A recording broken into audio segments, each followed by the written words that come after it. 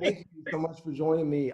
So I'm here with Dora Carpenter. She is a grief coach, founder and program director of the Institute of Professional Grief Coaching, and she's offered valuable advice on what not to say to an employee who is grieving. How are you doing today? I'm doing wonderful. Glad to be here, Ryan.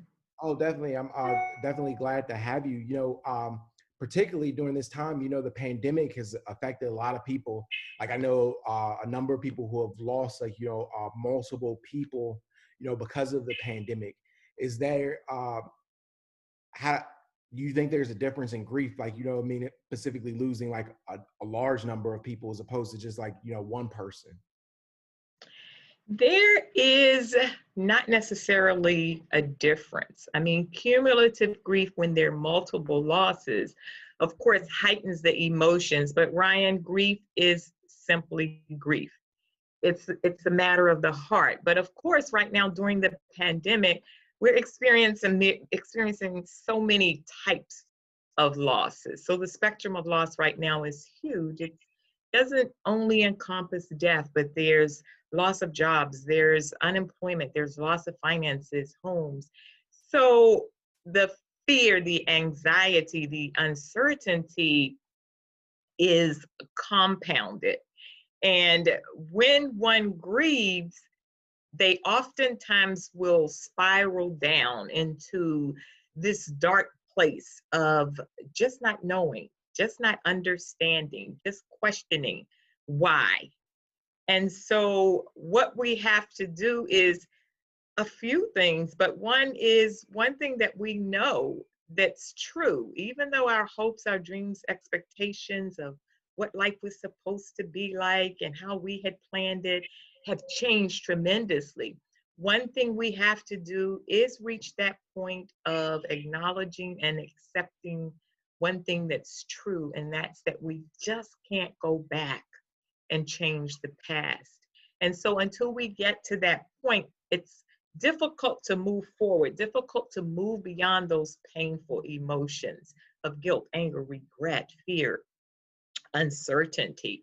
So there's so many things that we can do and steps that we can take, but realizing that everyone's unique, our grief journeys are going to be unique. There's no right way, there's no wrong way. No one can tell us how to grieve.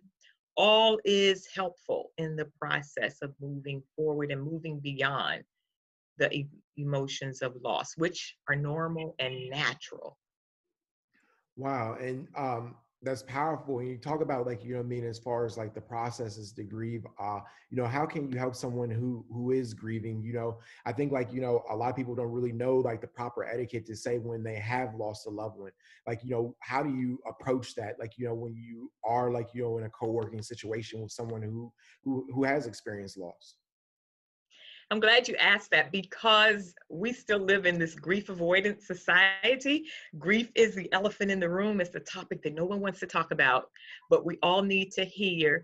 And so we haven't been trained or educated in what to say, what not to say. So it's not our fault that we say things such as, I understand how you feel. So if you've lost your parent and I've lost my parent, I honestly may feel that I understand how you feel, but no one can possibly understand your unique feelings, your relationship with that person, maybe the relationship at the time of the death of that person. So one of the more popular things not to say is, I understand how you feel. The antidote to that is switch that around, and you might say, and you'll see the difference in me saying, Ryan, I understand how you feel because I lost my mom too, and blah, blah, blah, blah, blah, blah, blah, blah. Versus me saying, Ryan, I can't imagine how you feel. And what that does is that allows you to open up and share if you want to. We also will say, well, tell me what happened. Let's not do that. Let's not push that person to share if they're not willing or feel the necessity to share, especially in situations such as suicide. That may be very personal, it may be very private. So let's not push them to share. We say so many things. We say, oh, it just takes time, or you'll get over it, or just stay busy so that you won't talk about it.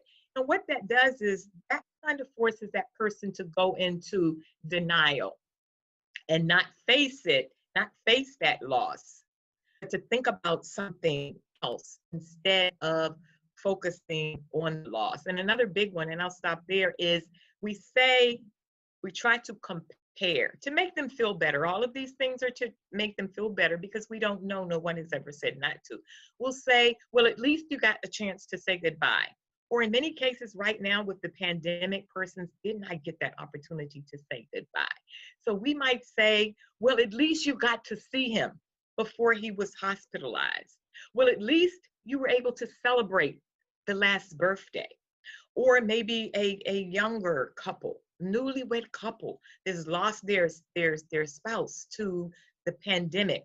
Well, at least you got to have a beautiful wedding with him, or at least you can have another child. One thing that we need to understand and remember, and that is that empathy never begins with the words at least. Wow, that's powerful. Um, how can employers be supportive to grieving employees? Because like obviously like productivity is like something that is affected, and just be able to show like compassion. That's a good point too, and that's why we're working with workplaces, because again, it's a matter of education. When you think about it, Ryan, in medical school, there is no required grief education as a part of their curriculum.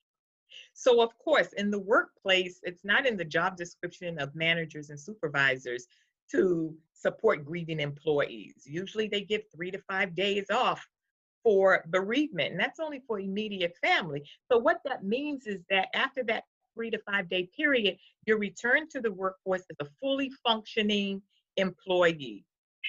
So they don't really understand, they haven't been educated that providing a compassionate and a sensitive workplace environment helps the organizations long term. They may not realize that that also affects their bottom line.